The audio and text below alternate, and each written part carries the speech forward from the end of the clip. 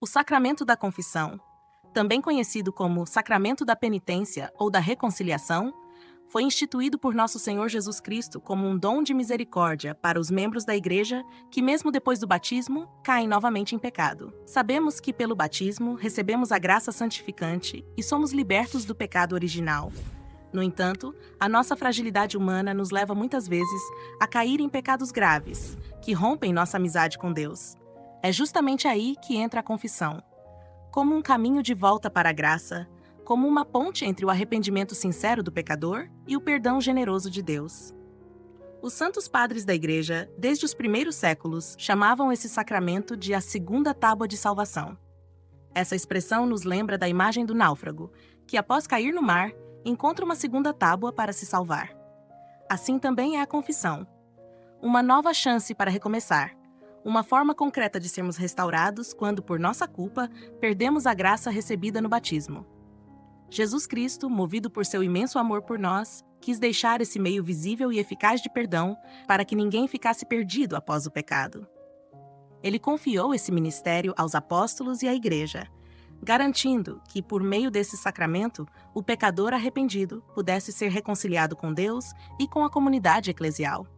Essa misericórdia de Deus, tão presente no sacramento da confissão, não é uma novidade do tempo de Jesus. Desde o Antigo Testamento, a Sagrada Escritura mostra o quanto Deus deseja perdoar os pecados do seu povo.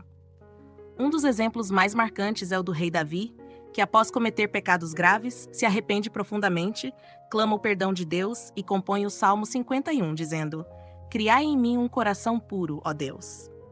Além disso, Deus havia orientado o povo de Israel a realizar sacrifícios de expiação como forma de se reconciliar com ele após o pecado. Tudo isso preparava o coração do povo para o que viria com a nova aliança, o perdão pleno e definitivo que Cristo oferece. Durante seu ministério, Jesus mostrou claramente que tinha autoridade para perdoar pecados. Um exemplo disso é quando cura o paralítico e, antes mesmo da cura física, declara: "Teus pecados estão perdoados." Com isso, ele confirma que o perdão dos pecados vem de Deus, mas que ele, como Filho de Deus, tem esse poder. Depois da ressurreição, Jesus não quis guardar esse poder só para si. No Evangelho de São João, capítulo 20, versículos 22 até o 23, ele sopra sobre os apóstolos e diz: "Recebei o Espírito Santo, a quem perdoardes os pecados serão perdoados, a quem os retiverdes serão retidos."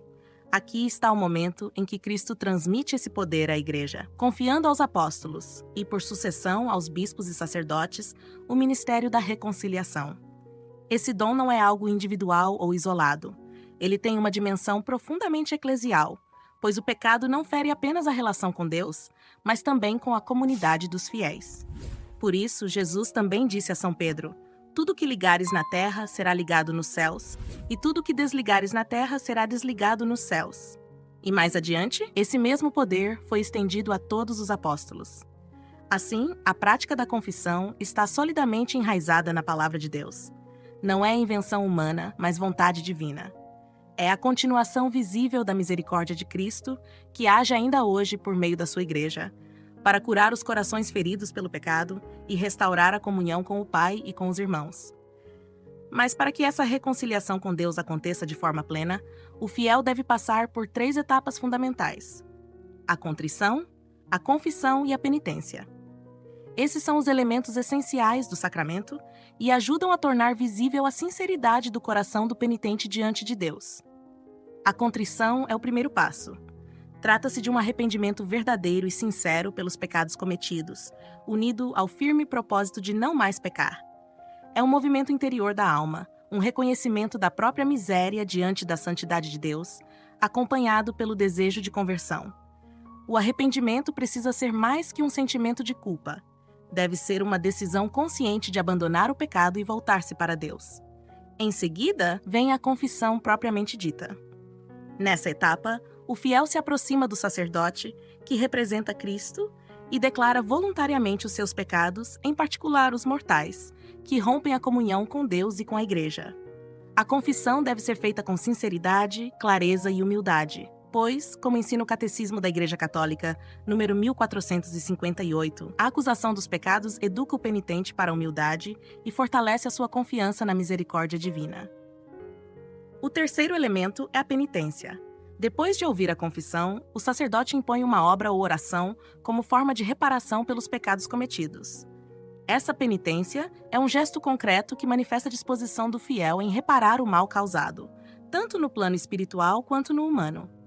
Pode envolver orações, obras de caridade, jejuns ou qualquer ato que ajude o penitente a crescer na conversão e na caridade. O rito da confissão começa com a saudação e bênção do sacerdote, que acolhe o penitente com a paz de Cristo. Esse momento inicial é importante, pois nos lembra de que estamos diante de Deus, que nos espera de braços abertos, prontos para nos perdoar e restaurar. A bênção do sacerdote também é uma forma de lembrar que toda a ação do sacramento é realizada em nome de Cristo. Em seguida, pode ocorrer a leitura da Palavra de Deus. A leitura serve para iluminar a consciência do penitente, ajudando-o a refletir sobre seus pecados à luz das Escrituras.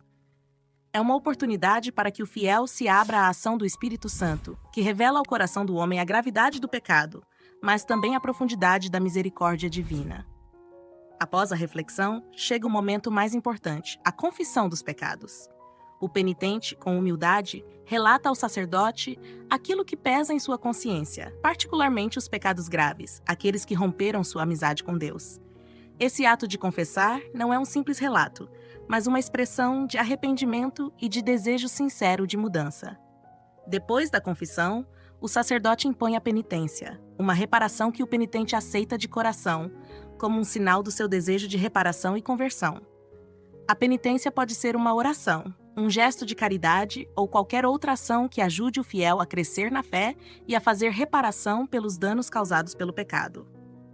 O sacramento culmina na absolvição sacramental, quando o sacerdote, agindo in persona Christi, pronuncia a fórmula própria de perdão. Ele diz: Deus, Pai de misericórdia, que pela morte e ressurreição de seu Filho, reconciliou o mundo consigo e enviou o Espírito Santo para a remissão dos pecados, te conceda, pelo ministério da Igreja, o perdão e a paz. Esse momento é de grande consolação, pois o penitente é libertado da culpa e restaurado à graça de Deus. Por fim, o rito termina com um momento de louvor e ação de graças, onde o penitente expressa sua gratidão pela misericórdia de Deus. A despedida do sacerdote, com a bênção final, marca o fim do rito, e o fiel sai renovado espiritualmente, pronto para viver uma vida mais próxima de Deus. Em situações de grande necessidade, como um grande número de fiéis ou perigo iminente de morte, a confissão pode ser celebrada de forma comunitária. No entanto, a absolvição será válida apenas se os fiéis tiverem a intenção de confessar seus pecados individualmente o quanto antes. Essa medida extraordinária é um testemunho da misericórdia de Deus, que sempre encontra formas de nos alcançar, mesmo nas situações mais difíceis. Após a absolvição e a realização da penitência, o penitente experimenta os profundos efeitos espirituais que o sacramento da confissão traz. O primeiro e mais significativo deles é a reconciliação com Deus e com a Igreja. O pecado, ao romper nossa união com o Criador, cria uma distância entre nós e a comunidade eclesial. A confissão restaura essa relação, nos trazendo de volta ao abraço de Deus e à comunhão com a Igreja. Além disso, a confissão nos concede a remissão da pena eterna, que teríamos contraído pelos pecados mortais. O pecado mortal separa gravemente o homem de Deus, e a pena que ele acarreta é a condenação eterna. No entanto, ao se arrepender sinceramente e receber a absolvição sacramental, o fiel é libertado dessa pena, recuperando a possibilidade da vida eterna com Deus. O sacramento também atua na diminuição das penas temporais decorrentes do pecado. Embora o pecado seja perdoado, as consequências dele podem perdurar. As penas temporais são aquelas consequências que, embora não levem à condenação eterna, ainda causam danos à nossa alma e à nossa vida espiritual. A confissão ajuda a diminuir esses efeitos, pois a misericórdia de Deus, ao perdoar nossos pecados, também nos dá forças para superar as consequências de nossos erros. Outro efeito importante é a paz de consciência que o penitente experimenta. Ao confessar seus pecados e receber o perdão de Deus, o fiel é libertado do peso da culpa e da inquietação interior. A consciência se torna tranquila e o coração se acalma, pois a paz que só Deus pode oferecer se instala ali. Esse consolo espiritual é um alívio para a alma, que agora sente o conforto da presença de Deus. Finalmente, a confissão também nos fortalece espiritualmente, renovando as forças para o combate cristão. O sacramento nos dá a graça necessária para enfrentar as tentações, resistir ao pecado e viver a vida cristã com mais fervor. Nos reconcilia com Deus, nos dá paz e, ao mesmo tempo, nos prepara para lutar contra o mal, sempre com a ajuda da graça divina. Se você gostou desse conteúdo, não esqueça de deixar o seu like e se inscrever no nosso canal. Ative também o sininho para receber as notificações e não perder nenhum vídeo. Aproveite para interagir nos comentários, compartilhe suas dúvidas ou até mesmo uma sugestão de tema que você gostaria de ver por aqui. E se você quer aprofundar ainda mais seus conhecimentos sobre os sacramentos, eu te convido a assistir o nosso vídeo sobre o sacramento da Eucaristia. O link está aqui na tela ou na descrição.